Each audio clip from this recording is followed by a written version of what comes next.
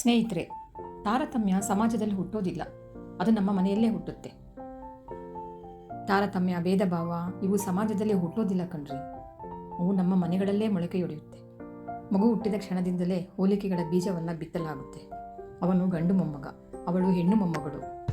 ಈ ಥರ ಅಜ್ಜಿ ಪ್ರೀತಿಯಲ್ಲೂ ಕೂಡ ಒಂದು ಸೂಕ್ಷ್ಮ ತೂಕ ಮಾಪನ. ಅಳಿಯನಿಗೆ ಒಂದು ಗೌರವ, ಸೊಸೆಗೆ ಇನ್ನೊಂದು ಮಿತಿ.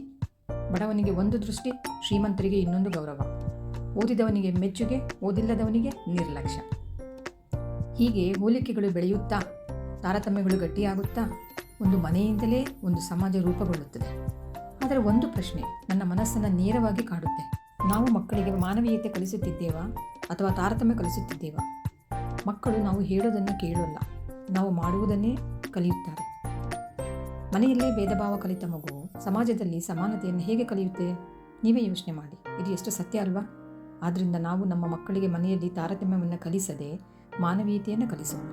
ಸಮಾಜ ಬದಲಾಯಿಸಬೇಕು ಅಂದರೆ ಮೊದಲು ನಮ್ಮ ಮನೆ ಬದಲಾಗಬೇಕು, ನಮ್ಮ ಮನಸ್ಸುಗಳು ಬದಲಾಗಬೇಕು. ನೀವೇನಂತೀರ ಸ್ನೇಹಿತರೆ? ಹೌದು ಅಥವಾ ಇಲ್ಲ ಅಂತ ಕಮೆಂಟ್ ಮಾಡಿ ತಿಳಿಸ್ತೀರಾ? ವಿಡಿಯೋ ಹೇಗಿದೆ ದಯವಿಟ್ಟು ಕಮೆಂಟ್ ಮಾಡಿ ತಿಳಿಸಿ, ಒಂದು ಲೈಕ್ ಕೊಡಿ. ಮುಂದಿನ ವಿಡಿಯೋ ಮಾಡೋದಕ್ಕೆ ನಿಮ್ಮ ಅಭಿಪ್ರಾಯಗಳು, ಪ್ರೋತ್ಸಾಹ ಬೇಕೇ ಬೇಕು. ಮತ್ತೆ ಮುಂದಿನ ವಿಡಿಯೋದಲ್ಲಿ ಸಿಗೋಣ. ಅಲ್ಲಿಯವರೆಗೂ ಕಾಳಜಿ ವಹಿಸಿ, ನಗ್ತಾ ಇರಿ. ಧನ್ಯವಾದಗಳು.